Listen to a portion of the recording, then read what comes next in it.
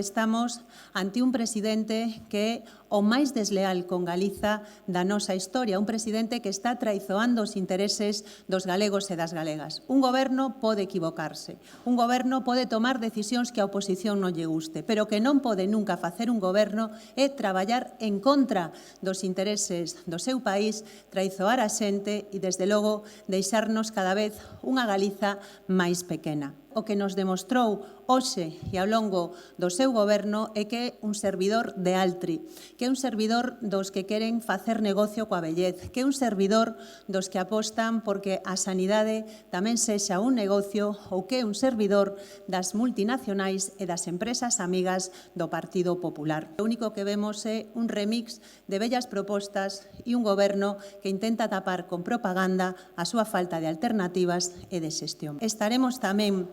pola tarde representando a toda esa Galiza viva, a toda esa Galiza que quere construir un futuro mellor neste país e que, desde logo, ten dereito a facelo.